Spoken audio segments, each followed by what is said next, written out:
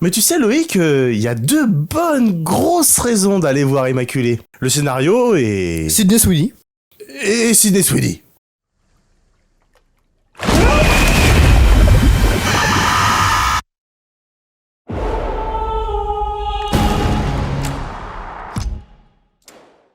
Bonjour à tous, c'est Valentin, le Home Cinéman, et je suis en compagnie de Loïc. Bonjour Loïc. Salut. Nous sommes réunis aujourd'hui pour parler de Immaculée, avec Sydney Sweeney. C'est pas plutôt, on va vous parler aujourd'hui de Sydney Sweeney, qui a joué dans Immaculée. Le titre est trompeur. Bah, comme je disais là, quand on a parlé un petit peu après le film, il a un double sens pour moi, le titre déjà. On en parle tout à l'heure parce qu'il y a d'abord une partie non-spoiler, puis après une partie spoiler, plus tard dans la vidéo. Commençons par la partie non-spoiler. Loïc, pourrais-tu nous dire de quoi parle Immaculée, s'il te plaît ? Oui. Merci. Bon, c'est quoi l'histoire du film ? Cela raconte l'histoire de la sœur Cecilia, ou la sorella Cecilia, Oh, quel in accent. italiano, qui rentre dans un couvent et qui est un petit peu particulier, et s'ensuit l'aventure justement de la sœur Cecilia qui en fait tout simplement découvre qu'elle est enceinte sans avoir eu de relations sexuelles car elle a fait vœu de chasteté depuis des années. Et elle affirme avoir tenu ses vœux. Donc elle est tombée enceinte comme ça. D'un coup de claquement de doigts quand même, comme dirait Mimi Mati. Hop, elle est enceinte. Et du coup ça raconte un petit peu l'histoire de sa grossesse. Et puis... Il s'agit donc d'une immaculée conception. D'où le titre du film Immaculée, on y reviendra tout à l'heure. Tout à fait Thierry. Alors, qu'as-tu pensé de Immaculée ? C'était une histoire originale. Je crois pas l'avoir déjà vue quelque part. Donc déjà c'est un bon atout pour le film. Là non, j'étais vraiment bien dans le film. J'ai bien aimé. C'est un bon film. Après de là à dire que c'est un très bon film, non. Ça reste un film devant lequel tu passes un bon moment. Et toi Valentin, qu'as-tu pensé de ce film ? Moi, je suis d'accord avec toi, j'ai bien aimé, sans être incroyable. J'ai vu des retours extrêmement positifs. Je serais pas aussi emballé que ça, mais c'est vrai que c'était... Oui, bon, il y a des arguments convaincants dans ce film. Hein. Je parle bien sûr du scénario et de la mise en scène. C'était un excellent film, avec Sydney Sweeney, mais c'est pas du tout pour ça qu'on y allait. Non, parce que en fait, pour tout vous dire, j'ai même été très satisfait de sa performance dans le film précédent dans lequel elle a participé. Ça s'appelait Madame Web. Madame Web, Madame Web. Ça a mis du temps à revenir un peu. C'est ça. Après avoir été une future élue de la Salanias, elle est devenue une nonne qui tombe enceinte comme ça, vraiment, sans aucune raison particulière. On voit que c'est une bonne actrice quand même dans l'âme. Pour parler de sa performance alors, moi j'ai trouvé qu'elle était excellente dans le film. Notamment, on peut pas expliquer précisément pourquoi, mais à la fin, ouais, il y a pas mal de cris intenses et que je trouve n'est pas surjoué ou ne fait pas faux. Ouais, totalement, je suis totalement d'accord avec toi. Je l'ai trouvée très convaincante dans ce qu'elle dégageait, surtout à la fin du film du coup. En fait, elle est tout au long du film, elle est littéralement innocente en fait, et tu la vois changer. C'est vraiment une bonne actrice et qui ne sera que meilleure dans l'avenir. Ouais, elle est prometteuse et puis exactement. C'est vrai comme tu dis, l'évolution de son personnage, donc là c'est plus l'actrice, mais son personnage, son évolution est très convaincante et puis elle passe de cette petite nonne angélique qui est vierge et qui est toute prude. D'ailleurs au début du film, elle se refuse à tuer un poulet pour se nourrir. Alors non, je peux pas faire du mal à une petite poule. Donc voilà, ça souligne son caractère qui, plus tard, on le verra, par rapport à cette même poule, son caractère va changer drastiquement. Et pareil, incarné par cette poule. Oui, non mais totalement. Et puis vraiment c'est presque tout ou rien avec elle. Pour le coup, avec le film, c'est soit elle est gentille toute mignonne, ou soit c'est pas le cas. Ouais, mais l'évolution est sympa à suivre. Ah, totalement. Mais c'est pas la seule évolution du coup qu'on suit, parce que c'est un peu le contexte aussi qu'on suit comme ça. Parce qu'au final, tout le monde il est beau, il est mignon quand elle arrive dans le couvent. Pas vraiment. On a eu la première scène du film. Oui, mais si tu suis son aventure à elle, pour le coup, elle arrive, tout est bien. Oui. Et c'est après, au fur et à mesure que ça change et tout. Mais nous, spectateurs, sommes au courant qu'il se passe quelque chose de pas net dans cette abbaye dès la première scène du film. Où d'ailleurs, j'ai eu un peu peur parce que je me suis dit, ça ressemble à n'importe quel film d'horreur qu'on nous servirait à longueur d'année, parce que ça, je spoil la première scène, mais c'est la première scène, c'est pas très grave. Le film commence, on a une meuf, une nonne de l'abbaye, qui essaye de s'enfuir de l'abbaye. Du coup, elle fuit quelque chose, donc nous, spectateurs, sommes au courant qu'il y a quelque chose de grave apparemment dans cette abbaye. Et elle va dans la chambre de la nonne mère, là. La mère supérieure. De la mère supérieure, merci. Elle va dans sa chambre, elle prend les clés, et elle va pour se diriger vers le portail extérieur, et tu sais, elle est toute stressée, et donc, elle fait trembler les clés, et sait pas quelle clé prendre pour ouvrir la porte, donc du coup elle tremble et elle sait pas quelle clé prendre, donc elle y arrive pas et elle arrive à se faufiler machin, mais les nonnes arrivent à la choper. Bon, ça fait un peu cliché, tu vois, on a vu ça 1000 fois. Dans Titanic par exemple, tu sais, le mec qui a du mal à trouver la clé pour ouvrir un rosé de Jack, enfin tu vois, c'est quelque chose c'est pas très original. Et donc moi cette scène là me faisait un petit peu peur au début, mais ça s'améliore par la suite. Dans la suite de cette scène, du coup, elle se fait choper, donc les nonnes vont l'enterrer vivante. On voit cette femme qui essaie de s'enfuir dans un cercueil. Là aussi, bon, c'était pas très futé, je trouve, de la part du film, parce que heureusement qu'elle avait des allumettes à craquer pour qu'on puisse voir ce qui se passe dans le cercueil. Surtout que c'était complètement inutile, au contraire, elle tuait plus d'air qu'autre chose. En plus, oui. Voilà, donc, tu vois, en fait, le film avait l'air d'avoir ce genre d'idée débile. Tu vois, pourquoi une nonne se trimballerait avec des allumettes? J'explique pour ceux qui n'auraient pas vu le film. Parce qu'elle fume. Bah oui, évidemment. C'est comme ils ont un briquet. Ils ont des briquets après dans le film quand ils fument. Ouais, mais ça après, bon voilà. J'explique pour ceux qui n'ont pas vu le film. Elle est dans un cercueil, on la voit enterrée vivante dans un cercueil, et puis elle panique, et puis du coup, il fait tout noir. Et ta gueule. Ça va faire tout noir. Ta gueule. Et du coup, vu qu'il fait tout noir, le film est obligé de trouver une idée pour qu'on voit quelque chose dans la scène. Bon, je trouve que c'est pas très futé comme idée. Bref, du coup, le film partait avec des choses pas très originales et des idées de merde. Donc c'est vrai que ça ne donnait pas bon espoir. Mais après, j'ai bien aimé, par exemple, tu sais, que l'abbaye, elle soit un peu coupée du monde. Et en fait, le film se passe à l'époque moderne. Parce qu'on voit au début, il y a des voitures.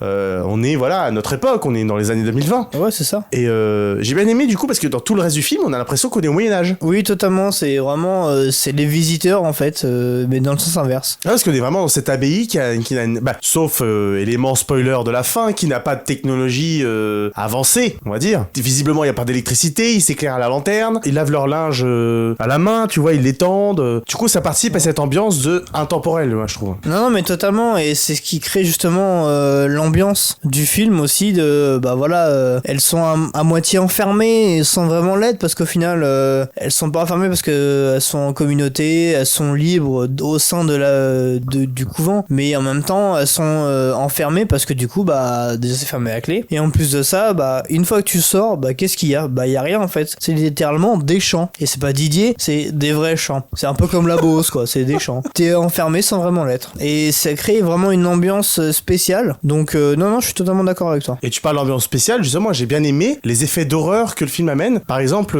les jumpscares. Alors, il y a des jumpscares, mais je trouve qu'ils sont bien utilisés. Et c'est pas souvent que ça arrive pourtant. Voilà, c'est pas le jumpscare putassier, on va dire, si on peut dire ça comme ça. Voilà, le jumpscare, la scène, il y a un petit silence dans la scène, puis d'un seul coup, bouh, devant l'écran. Il y a un peu ça, mais c'est fait d'une autre manière. Je donne un exemple. Il y a un moment, moi j'ai eu peur juste d'une transition d'une scène, et la transition, c'est le clocher qui sonne. Oui, je suis d'accord. Ça paraît totalement débile, mais ceux qui ont vu le film, vous allez comprendre de quoi je parle. Il y a une scène qui se termine, et d'un seul coup, la transition se fait par le bruit du clocher qui est un petit peu fort. On pourrait dire que c'est un jumpscare, mais tu vois, c'est maquillé et puis pris du coup dans le décor et l'ambiance du film. Donc ce genre de petites choses, moi j'ai bien aimé. Et puis ça m'a fait un petit sursaut alors que c'est juste un son de clocher, quoi. Donc original, je sais pas si on peut dire ça comme ça, mais c'est un peu neuf. Moi c'est plus plaisant à voir, on va dire, contrairement à d'autres de films qui utilisent ce même système des films d'horreur et qui au final ne fonctionnent pas forcément pas tout le temps en fait. Et puis un truc très con, tu vois, il y a une scène où elle est dans son lit, Sydney Sweeney, et puis elle se réveille en sursaut, je sais plus quoi, et puis tu sais, elle regarde dans le coin de la porte, et puis il y a une ombre, quelqu'un qui a l'air de la regarder. Et on entend une respiration. Et tu sais, c'est tout con, mais il y a pas de jumpscare à ce moment-là. Hein. Et après, elle allume, et quand elle allume, elle voit rien, et quand elle éteint, hop, l'ombre est plus là. Et la scène se termine, il y a pas de jumpscare. En fait, on s'attend à la voir à un autre moment, à un autre endroit, l'ombre justement, et au final, non, elle a juste disparu.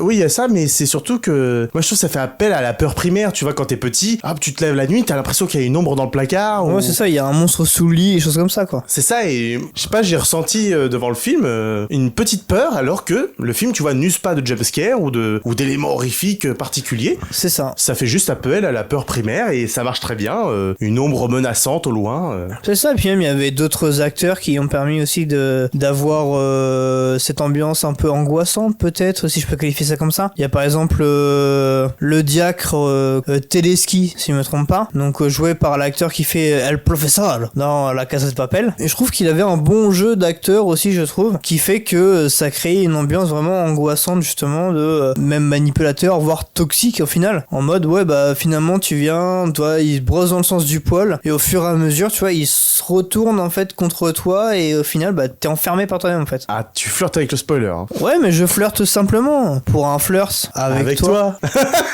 Attends, ça va s'arrêter là. Il y a aussi dans les éléments horrifiques, tu vois, la scène du suicide, moi que j'ai bien aimé. Sans détailler pourquoi, on est dans la partie toujours non spoil. Il y a une personne qui se suicide dans le film et cette scène m'a un petit peu interloqué, tu sais, parce que on voit le cadavre tomber, mais en fait, la caméra suit Sydney Sweeney à un moment, elle fait quelque chose et dans le coin gauche en haut de l'écran, on voit un cadavre tomber. Paf, il y a le bruit, on suit Sydney Sweeney qui va la voir ce qui s'est passé, toutes les nonnes qui s'amassent devant le cadavre et puis quelqu'un qui finit par retourner le cadavre et l'effet gore qui se produit, vous voyez très bien de quoi je parle si vous avez vu le film, est assez percutant et intéressant je trouve. Ouais totalement, bah c'était la chute de Tommen Baratheon dans Game of Thrones, c'était littéralement ça. Sauf que là on voit l'état du corps en bas. Surtout du visage. Eh bien puisque tu n'arrêtes pas de flirter avec le spoil, je te propose de passer en partie spoil. Allons-y. Très bien, avant d'y passer, n'hésitez pas à aller voir le film, je crois qu'on peut le recommander tous les deux. Oui totalement, c'est un bon film. Ouais, bon film, sympathique, à recommander, surtout si vous aimez Sydney Sweeney. Qui est très populaire en ce moment d'ailleurs. Exactement. Donc n'hésitez pas à aller voir Immaculée, on passe en partie spoiler pour les gens qui ont vu le film. Valentin, donne-nous ton avis avec spoiler alors. Bah c'est toujours bien. Mais qu'est-ce qui t'a plu vraiment dans le film, en détail ou dans l'ambiance, je sais pas, qu'est-ce qui t'a vraiment plu dans le film? Eh ben c'est le moment de parler de la fin, de ce qui se passe à la fin du film et de tout le twist qu'il y a autour de cette histoire. Parce qu'en fait, on apprend que cette nonne a reçu une immaculée conception, mais pas vraiment immaculée, parce que ce sont en fait des généticiens. Dont généticien, non, pas vraiment. Mais si, il dit qu'il était généticien. C'est le personnage que tu parlais du El Professor de La Casa de Papel. Le diacre Tedeschi. Voilà, et ben il a dit j'étais généticien à l'époque, il a travaillé dans la génétique avec son acolyte là, on sait pas qui c'est, et en fait ils ont été exclus de l'ordre de je ne sais pas quoi, de ce qu'ils faisaient, parce que justement ils étaient pas très dans l'éthique et ils faisaient des choses un petit peu particulières, et c'est là qu'ils se sont retrouvés dans cette abbaye, et puis sûrement qu'ils croyaient en Dieu aussi par la même occasion, et à vouloir, et justement en fait ce que j'ai bien aimé, le délire du film, c'est que on ne sait comment, dans cette abbaye où eux ont récupéré un clou du Christ qui a servi, c'était un des clous qui a planté le Christ sur la croix, et dans ce clou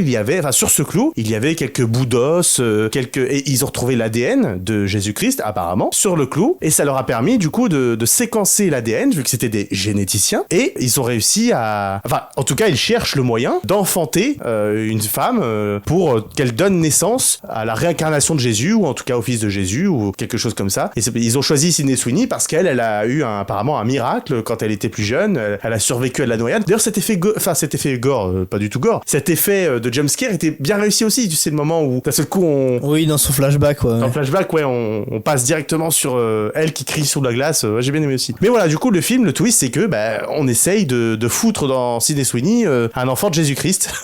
Ouais, totalement. Après, pour le coup, ils expliquent, la légende, ça serait que la mère de Constantin a rapporté ce clou, justement, ouais. Et c'est comme ça qu'il est arrivé au fur et à mesure dans ce couvent. Et oui, totalement, c'est pour ça que c'est vrai que c'était très intéressant d'avoir un fils de Jésus. Et comme je te disais, justement, moi, ça me faisait penser à une série récente, série The Gentleman, que je recommande au passage, où, désolé si vous avez pas vu, mais je vais spoiler un petit peu, il y a un personnage qui se retrouve en possession d'une couille d'Hitler, tout simplement. Donc, un testicule d'Hitler avec dedans ses spermatos, justement, et il est en capacité de créer un mini Hitler, en fait, littéralement. Donc, du coup, ça me fait penser un petit peu à ça, parce que du coup, j'ai vu la série il y a pas si longtemps que ça. Donc, voilà, j'ai l'impression qu'en ce moment, ils aiment bien avoir un peu cette idée de créer des humains à travers des petites séquences d'ADN, et c'était vraiment intéressant, surtout, en plus, on est quand même dans le thème de l'église et tout, et le délire est sympa, et c'est surtout que le fait que là, on prenne une relique chrétienne et qu'on lit ça avec justement des généticiens qui essaient de travailler dessus. Moi, j'aime bien le délire parce que ça différencie un peu des films sur la chrétienté, comme,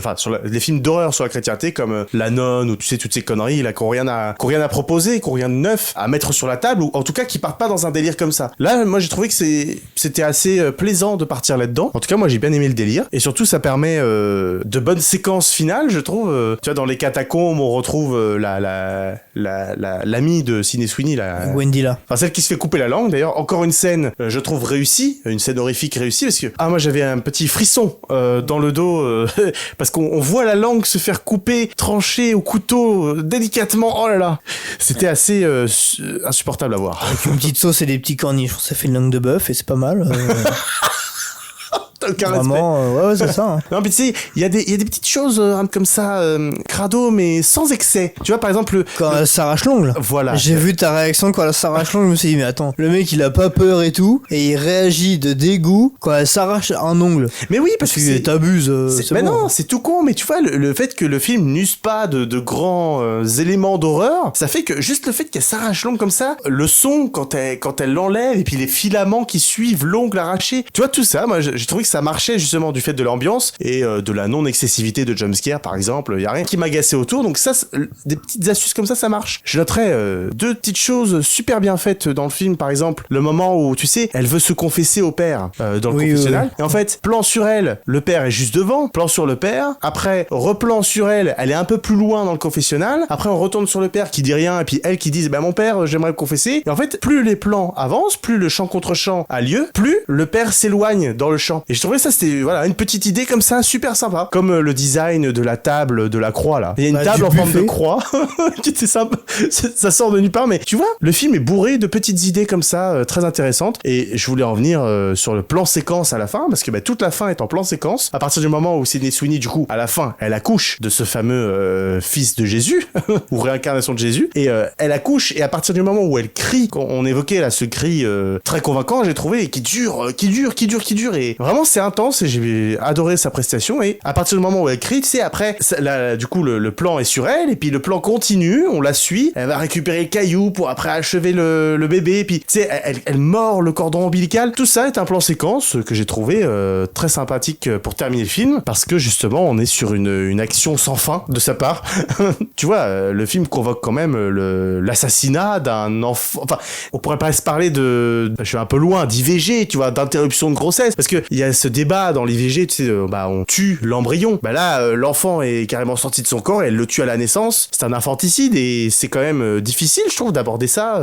Ouais, mais comme l'a dit un des personnages dans le film, justement, c'était tout est la volonté de Dieu, et si t'es pas d'accord avec nous, pourquoi il ne nous a pas arrêtés? Ouais, ça. Donc c'est là, le message pareil. Du film, ouais. C'est la volonté de Dieu qu'elle ait accouché, et c'est la volonté de Dieu également que l'enfant, finalement... Non, ça c'est sa volonté à elle, justement. C'est ça le message du film. Elle va arrêter le cours des choses. Ah oui, mais sauf que s'il était contre ça, il l'aurait arrêté. Il l'a pas arrêté. Oui, mais le film... Voilà. Oui, mais le film part pas du principe que Dieu existe. Le film, il te laisse... tu vois, il va pas montrer l'existence de Dieu, ça a aucun sens. Tu vois, justement, elle interrompt le cours des choses qu'ils sont en train de faire dans cette abbaye, elle met fin à tout ce qui se passe. Et puis d'ailleurs, à noter que le gamin ne crie pas pendant cette scène. Non, on l'entend juste presque suffoquer. Ouais, on l'entend. Mais on l'entend pas, on voit même une ombre quand elle va chercher le caillou, et c'est tout. Le reste, on voit pas, on n'a pas de descriptif. J'ai trouvé ça bien qu'on voit pas c'est ça. ce qui est sorti de son corps. Le seul truc vraiment qu'on voit qui est sorti d'elle, qu'on voit vraiment physiquement, c'est le cordon ombilical qu'elle déchire avec ses dents, comme t'as dit. On dirait juste quelqu'un qui arrache, qui ouvre un paquet de gâteaux parce que du coup il arrive pas à l'ouvrir normalement. Là, il l'ouvre avec sa bouche d'un coup, et puis voilà quoi. La comparaison est incroyable. Là pour le coup, oui, on aurait dit une grosse chipot quoi, qu'elle déchirait avec ses dents. Si vous regardez ça en train de manger, bon appétit. Le film, à la fin, il y a un infanticide, j'ai trouvé ça fort pour terminer le film, tu vois, qu'elle écrase son gamin, enfin ce qui doit être une sorte de nourrisson hybride, son nourrisson, d'un coup de caillou. Là, j'ai trouvé ça fort pour terminer le film, c'était sympa. Ouais, mais il y a quand même des, comme tu disais un petit peu, ils font avec leur temps aussi, ils sont un peu dans le temps d'actualité en fait. C'est quand même comme tu disais, on est en 2020 à peu près, je crois, et c'est dans un couvent qui est un peu style médiéval, même l'ambiance. Il y a même des références à l'actualité ou un petit peu au monde d'aujourd'hui, dans le sens où par exemple Sydney Sweeney évoque son ancien couvent qui est affermé, et il y a sa camarade justement qui s'est coupé la langue plus tard, lui dit le curé il a fait une connerie ou un truc comme ça. Non, celui-là il était sage, juste il y avait pas beaucoup de monde, donc du coup on a fermé et puis c'est tout quoi. Donc soit ils osent dire des choses qui sont tabous encore dans ce milieu-là et même en général. Et ça c'est plutôt fort comme tu disais. Quand tu dis que c'est d'actualité, ce que je disais sur l'IVG par exemple. Totalement. C'est pas vraiment une IVG, on s'entend bien, on est d'accord sur le terme, mais c'est un infanticide puisque l'enfant est né. Mais ça peut faire penser à ça un petit peu parce que justement elle aimerait que cet enfant ne naisse pas. Elle va pas aller jusqu'à se scarifier, mais elle aimerait qu'il ne naisse pas, donc elle aimerait en gros faire une IVG à la façon de cette époque. Et du coup ça fait référence, l'IVG avait été interdit aux États-Unis là il y a pas très longtemps dans un état, je crois que c'est la Floride. Dans plusieurs je crois. Je dis peut-être des conneries, mais ça avait été interdit dans un ou deux états. Et justement, quand tu dis que le film fait référence à l'actualité, plus que jamais, on est vraiment quelque chose qui caractérise aussi la religion chrétienne. L'enfant dans le ventre, il pense que c'est un enfant de Dieu et donc on ne peut pas l'assassiner comme ça, assassiner un embryon. Bref, c'est son débat de société, on n'est pas là pour parler de ça. Mais en effet, le film s'inscrit, comme tu dis aussi, avec le prêtre dans des choses qui se passent encore aujourd'hui et qu'on dénonce. Et donc, pour toutes ces raisons, moi j'ai trouvé le film, j'allais dire excellent, peut-être pas à ce point-là, mais bon. Très très bon. Très très bon, tu dirais, moi je dirais juste bon, voilà, c'est pas un film non plus. Tu vois, en parler... transcende quand même, et même si quand on en parle, on dirait que c'est vrai qu'il est vraiment très bon. Après, de là à dire que c'est un très bon film, je suis pas d'accord quand même. Non mais on joue sur des clopinettes là. C'est vrai qu'il y a rien de transcendant, mais moi j'ai passé un bon moment. Tu vois, regarde, il y a pas mal d'excellentes choses même dans le film qui font que moi ça le relève à très très bon. Voilà. Dans tous les cas, on vous le recommande. Ah oui, totalement. Allez le voir, donnez-nous votre avis en commentaire. Valentin vous répondra avec plaisir. Et bien comme dit Loïc, n'hésitez pas à laisser un commentaire, laissez aussi un petit pouce vers le haut pour soutenir la chaîne, abonnez-vous à cette chaîne pour ne pas rater les prochaines vidéos, et puis nous avons un compte Sens Critique avec Loïc, vous pouvez aller y jeter un coup d'œil, les liens sont dans la description, et puis nous vous souhaitons une bonne matinée, journée, soirée, et à la prochaine. Salut.